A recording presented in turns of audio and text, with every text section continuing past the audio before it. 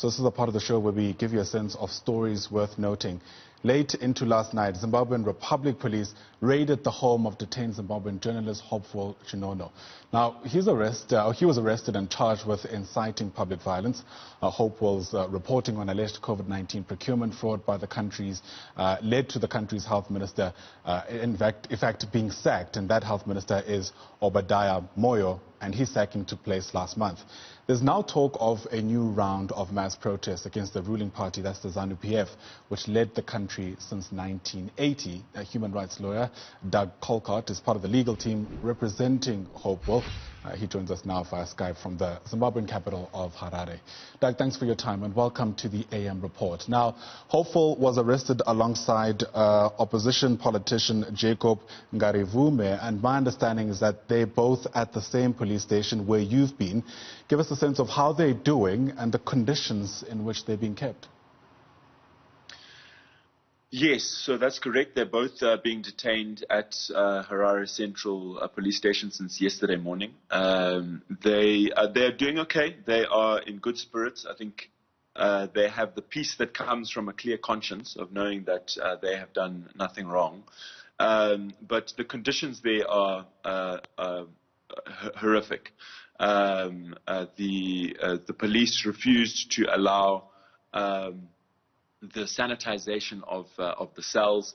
Having been detained in Zimbabwean cells myself, I know that they are horrific at the best of times. But in this environment with COVID-19 and the huge amount of numbers of people packed into those cells, it is a great concern.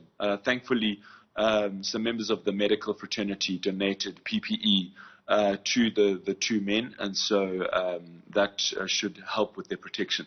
The police initially refused to allow them to wear the PPE, but after some protracted negotiations, we managed to secure that for them.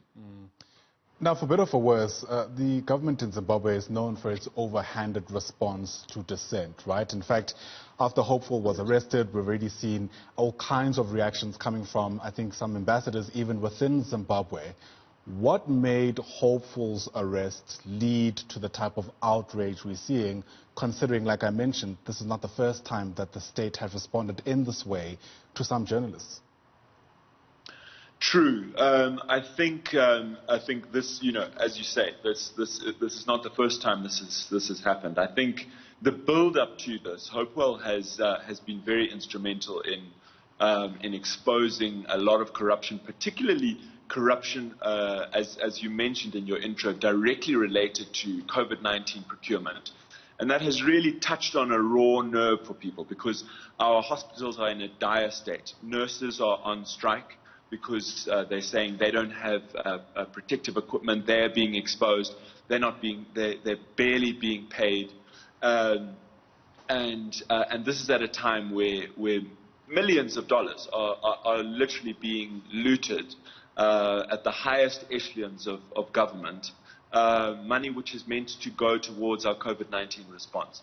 And just over the weekend, there was a massive expose, not actually by either of these two men, by another individual called Alex Magaisa, but which exposed corruption running into 200 million, implicating virtually every senior government official. And so it's a time where the nation is acutely aware of how corruption affects our daily lives and affects each one of us. And the fact that they went after someone who had been so instrumental in exposing that really touched on a nerve. And now there's talks of a fresh round of mass demonstrations. But Doug, you don't need me to point out that these in the past haven't ended well.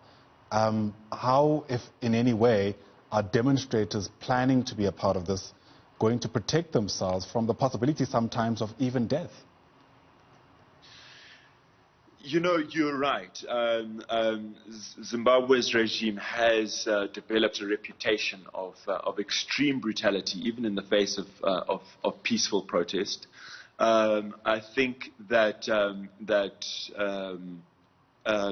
Zimbabweans do have to face that, and that is a scary reality.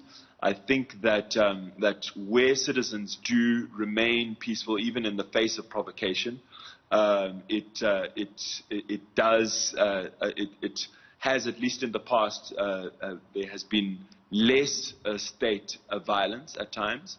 Of course, there's always the risk of agents provocateurs, agents from the state who actually incite violence in order to justify a brutal crackdown. Citizens need to be alive to that and exposing any such individuals who try to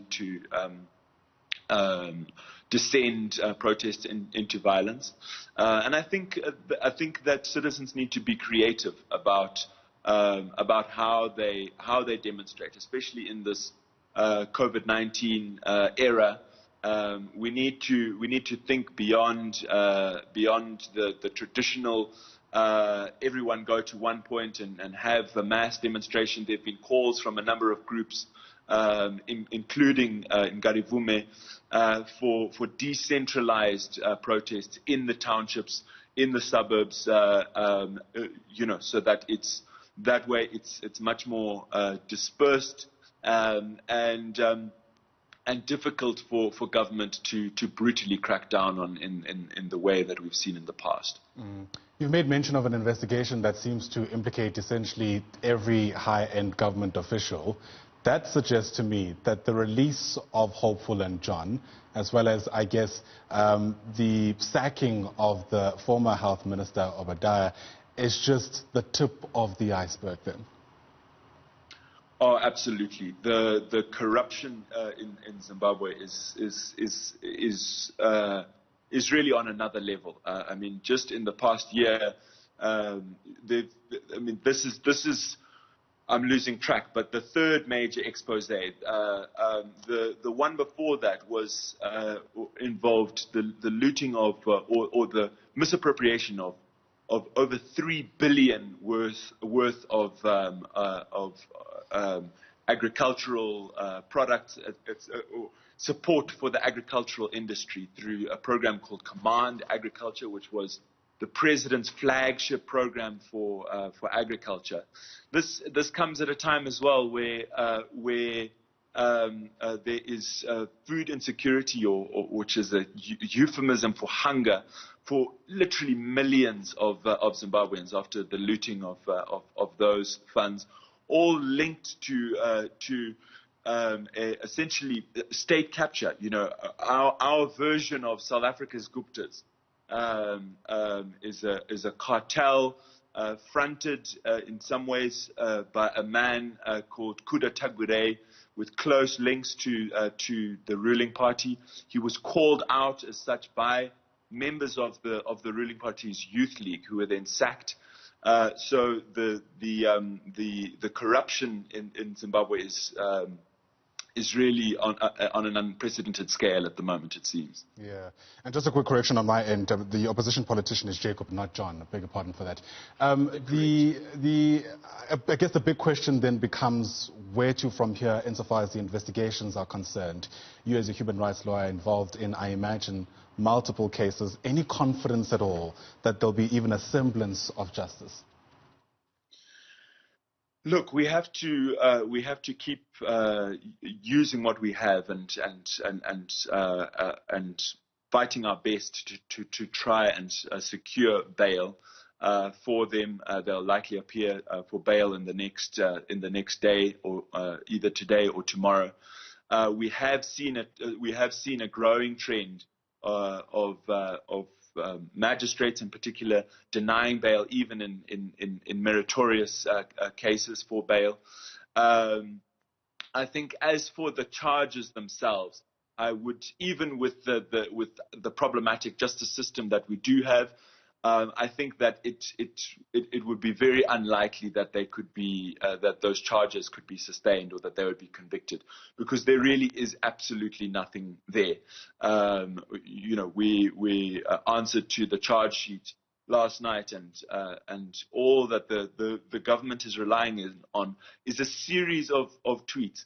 none of which in any way incite violence. And so it's very hard to see how they could result in a conviction. Of course, anything is possible in an authoritarian state like Zimbabwe, particularly with the political sensitivities around a case like this. But we will certainly fight it to the end. Absolutely. Hope you have all the strength to take you through that entire battle. Thanks very much for your time and for getting us into the picture so well. Doug Colcott is a human rights lawyer and activist based in the Zimbabwean capital of Harare.